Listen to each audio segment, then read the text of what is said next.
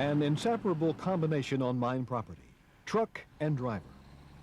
No matter what type of material is being mined and hauled, or the size or type of truck, it's the movement of material to the crusher, storage area, preparation plant, mill, railroad siding, or the reclaim area by the drivers and their machines that gets the job done.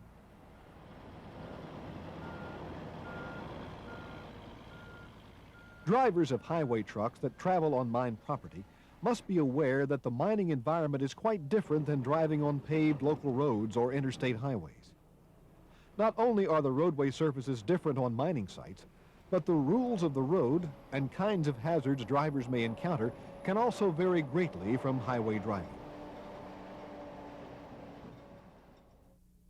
This video is designed to help you, the driver, to better understand truck braking systems, to highlight important principles of mine haul road design and maintenance, and to show the safe procedures to follow in the event of a runaway truck.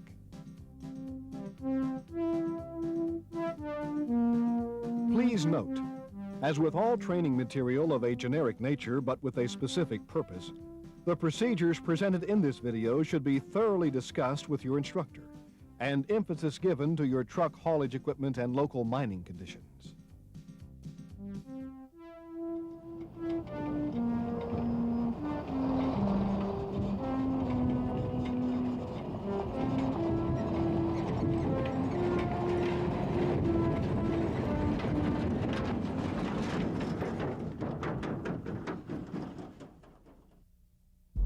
I'm Mike Lawless, District Manager with the Mine Safety and Health Administration. John Radomski, Assistant Manager, Mine Safety and Health Administration. The videotape that you are about to see will emphasize to you the need to maintain a good, safe braking system on the trucks that you are operating. It will also emphasize to you the need to be constantly aware of the grades that you are operating on, as well as it will emphasize the type of action that you should take in the event of a runaway. Mike, I agree. The haulage trucks and the over-the-road trucks in use today have been designed with very good braking systems. However, the steep grades we sometimes see them traveled on and the poor road conditions make it extremely important that these brakes be properly maintained and functional. John, it may also surprise some of our audience to learn that the chances of survival, a runaway type accident, are much better if the operator of the truck stays with the vehicle rather than jumping from it. Mike, I agree. Our experience shows that drivers who regularly wear their seat belts have a much better chance of surviving a runaway or any other serious type accident. Of course, truck maintenance and knowing what to do and when to do it are all extremely important, but it is never a substitute for common sense and good judgment. Mike, you're 100% right. Being in control of your truck at all times is the key to having a safe trip. Brakes are one of the most important safety devices on your truck. Before beginning operation, you as the driver must ensure that they are in good operating condition. So that you may better understand how truck braking systems operate, let's take a few moments and go over some key points. Most of today's highway trucks are equipped with air brake systems. Many of these trucks have spring-applied, air-released brakes known as fail-safe systems. These systems require air pressure to keep the brakes released. Therefore, a loss of air pressure will cause the brakes to automatically apply. Highway trucks generally have one of two main types of brakes: shoe and drum, usually air applied, where the air pressure forces the shoes outward against the surface of the rotating drum; and caliper disc, usually air over hydraulic systems, where hydraulic pressure forces the brake pads against the rotating disc. R17, I got Auger Kelly. Are you familiar with the braking systems designed to slow or stop your truck?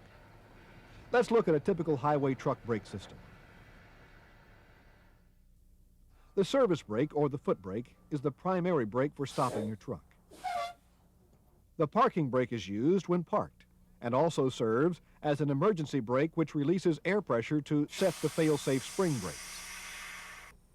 Tractor trailers have a tractor emergency valve that is used to isolate the tractor brakes from the trailer brakes in case of a leak or loss of air pressure in the trailer's air system. This valve may set automatically or it can be set manually. The trailer brake on the tractor trailer, which applies the service brakes on the trailer. Highway trucks are also equipped with engine brakes. This system is used primarily to slow the truck and maintain speed on grades. It protects the primary service brake system from excess heat and extends the brake life. It cannot be emphasized enough that during your pre-operation inspection, you should check your brakes carefully.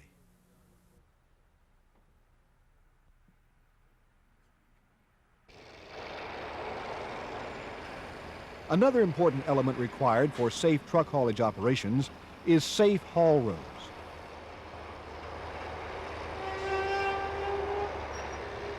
Okay, and then we'll put... When haulage roads are developed in the initial mine planning, consideration should be given to roadway widths, slope of grades, length of grades, curves, berms, ramps, drainage, equipment size and type, traffic patterns, and sight distances. And then we work this way and we work that way. How you doing, Mitch? Hi. I'm the company rep for your truck, and I just wanted to come by and see how the truck's running and making sure you don't have any major problems. The truck manufacturer is an important source for road design information and should be consulted by the mine operator to determine maximum recommended grades of haul roads and truck braking distances at various speeds and loads. Gravel and other materials, it's a maximum of 80,000 pounds.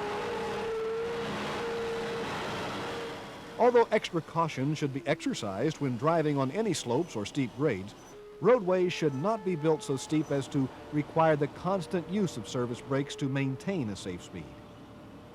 If long grades require constant application of service brakes, overheating may cause the brakes to fade and possibly damage the braking system. Therefore, engine brakes along with trailer brakes are usually preferred as the first means of speed control. While driving over hilly terrain, be especially alert at crests in the haul road where your line of sight may be limited. Again, roads should be designed to minimize blind areas, but if such areas do exist, reduce your speed to where you can safely stop in the event you meet another vehicle. Besides the grades of haul roads, roadway width is another design consideration. One-way traffic is best because it reduces the risk of collisions. The least desirable condition is two-way traffic on a one-lane road with pull-offs for passing. It is especially hazardous where visibility is limited. As you can see, this requires frequent stopping, and the risk of collision is increased. It also increases wear and tear on trucks, and haulage cycles are usually slow.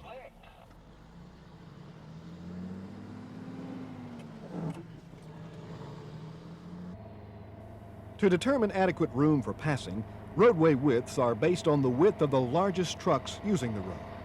Since berm width is not considered as part of the roadway width, extra footage or width should be provided, in addition to the following recommendations. Single-lane roads should be twice as wide as the truck, thus providing a clearance of 1/2 the truck's width on either side. Multi-lane roadways should provide this same clearance from the edges of the road, plus 1/2 the truck's width between traffic lanes. For example, a 2-lane roadway should be at least 3 1/2 times as wide as the truck.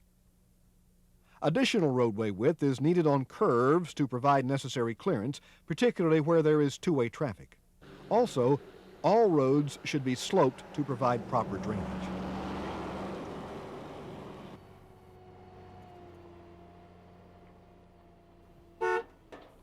The very nature of mining causes the location of mine roads to be continually changed. Therefore, haul roads require frequent attention. Adverse weather conditions are also a major factor in the maintenance of haul roads. Until the surface mud can be removed by road graders, rain or snow can turn an otherwise gentle grade into a mud-slinging hazard.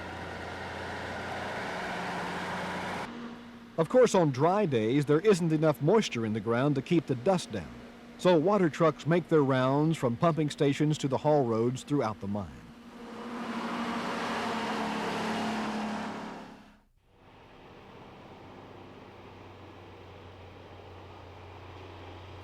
Berms or guardrails are required on the outer banks of elevated roadways where there's a drop-off steep enough to cause a vehicle to overturn.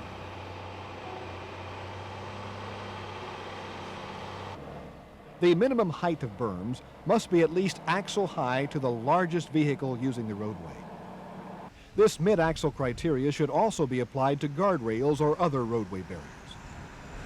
Higher berms should be used where conditions warrant, such as where a vehicle might contact a berm at a higher speed or at a more head-on angle. Examples would be at steeper grades and at sharp curves. Safety berms should be constructed to provide resistance to a truck going over the edge. But you should not rely on berms to stop your truck. You should use berms as visual indicators.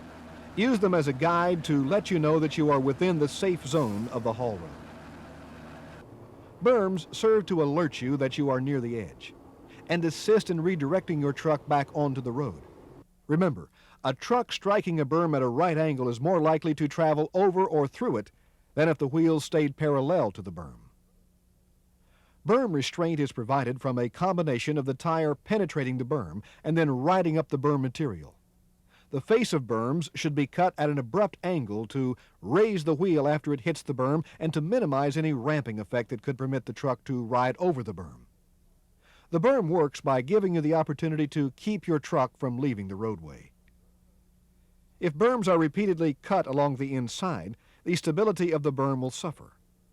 The base of the berm must be kept wide enough to maintain the height of the berm. Berms require continuous attention to maintain both adequate width and height.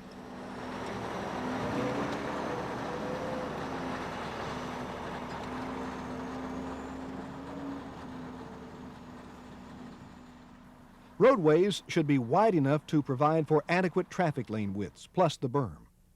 In cases where the roadway is not wide enough, berms are sometimes extended over the outer slope.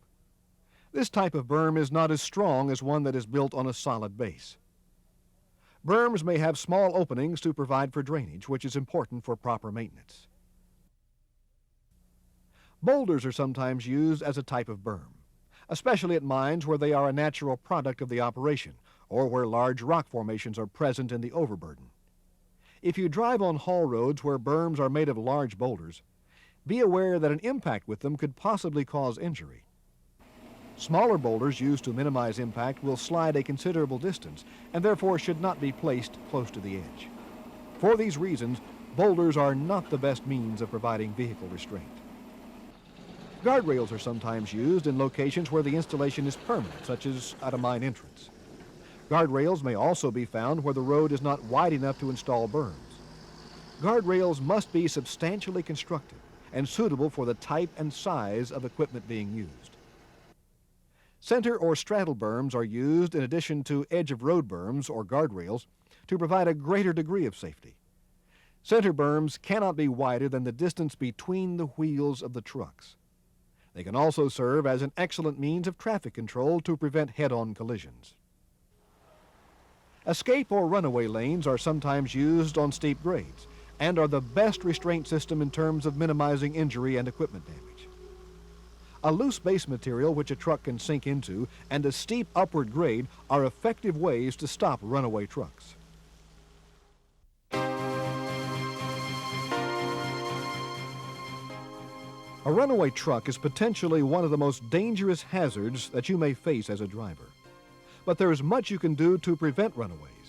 And if you do experience one, there are ways to protect yourself.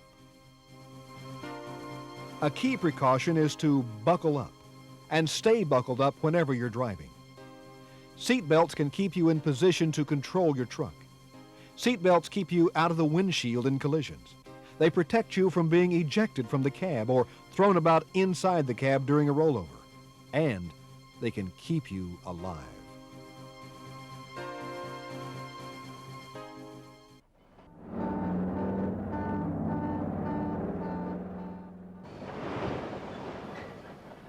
Your truck shouldn't be overloaded at any time, and especially if you're operating on steep grades. This is something that could contribute to a runaway. If the load or grade exceeds the vehicle's design specifications, your truck's braking ability and your margin of safety are reduced.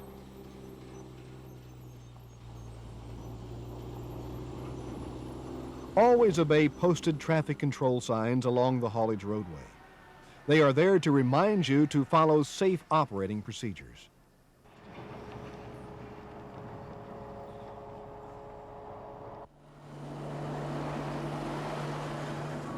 As you operate your truck, drive defensively and think ahead.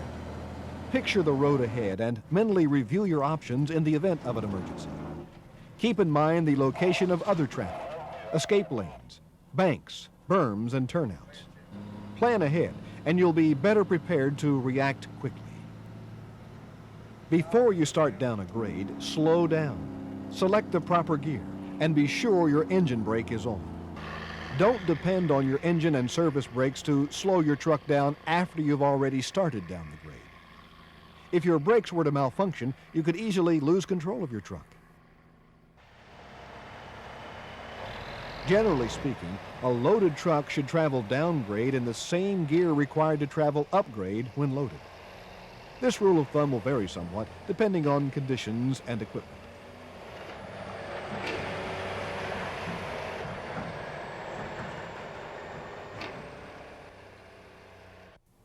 If you start to lose control of your truck, don't panic.